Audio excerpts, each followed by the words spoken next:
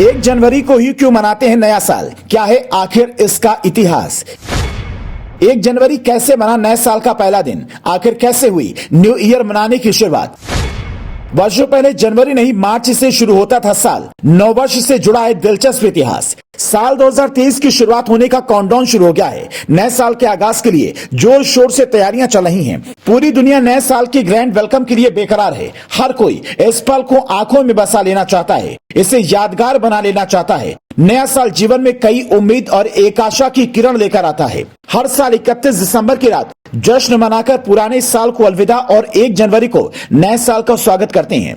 हर कोई खास अंदाज में इस खास मौके को सेलिब्रेट करना चाहता है। लोग अलग अलग तरीके से इस दिन को सेलिब्रेट करते हैं। 31 दिसंबर की रात से शुरू होने वाले नए साल का जश्न कई दिनों तक चलता रहता है। वहीं कुछ लोग ऐसे भी होते हैं जो नए और अच्छे कामों की शुरुआत करने के लिए 1 जनवरी का इंतजार करते हैं। लेकिन क्या कभी सोचा है कि 1 जनवरी को ही साल का पहला दिन क्यों माना जाता है? इस वीडियो में आपको बताते हैं कि 1 जनवरी से नए साल की शुरुआत कैसे हुई, क्या है नए साल का इतिहास। उससे पहले आपको बता दें कि नया साल हमेशा से ही 1 जनवरी को नहीं मनाया जाता था। कई वर्ष पहले नया साल मार्च के महीने से शुरू होता था, लेकिन फिर कैलेंडर में हुए बदलाव के बाद 1 जनवरी से नया साल मनाया जाने लगा।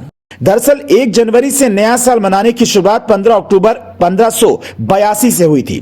1582 तक नया साल मार्च महीने में बसंत की शुरुआत के साथ मनाया जाता था। इस सिलसिले में सबसे पहले रोम के राजा नुमा पीपलिंस ने रोमन कैलेंडर में जरूरी बदलाव किए और कैलेंडर में जनवरी को साल का पहला महीना माना था। इससे पहले मार्च महीने से साल की शुरुआत होती थी। पहले बने इस कैलेंडर में मार्च साल का पहला महीना माना जाता था। इस कैलेंडर के मुताबिक साल में सिर्फ 10 महीने होते थे। इसकी वजह से उस समय एक साल में 1310 दिन होते थे और एक हफ्ता 8 दिनों का होता था। कहा जाता है कि रोमन शासक जूलियस सीजर ने 1 जनवरी से नए साल की शुरुआत की थी। दरअसल जूलियस सीजर को खगोलविदों से मुलाकात करने के बाद पता चला कि पृथ्वी 365 दिन और 6 घंटों में सूर्य की परिक्रमा लगाती है। इसी बात को ध्यान में रखते हुए उन्होंने 310 की जगह साल में 365 दिन किए और इसी आधार पर जूलियस कैलेंडर में साल में 12 महीने किए गए। हालांकि साल 1582 में गेगरी को जूलियस कैलेंडर में लीप ईयर को लेकर गलती मिली। उस समय मशहूर धर्मगुरु सेंट बीड ने यह बताया कि एक साल 365 दिन 6 घंटे नहीं बल्कि 365 दिन 5 घंटे और 46 सेकेंड होते हैं।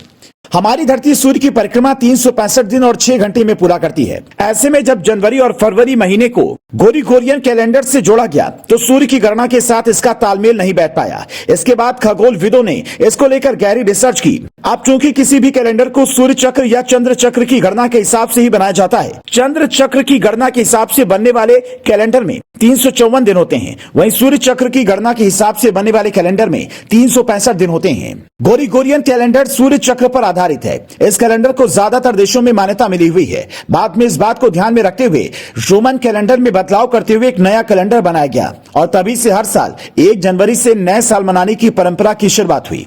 अब जल्द ही हम सब इस साल को अलविदा करते हुए नए साल का स्वागत करेंगे। तो आप अपने नए साल का स्वागत कैसे कर रहे हैं? अपनी राय हमें कमेंट करके जरूर बताएं।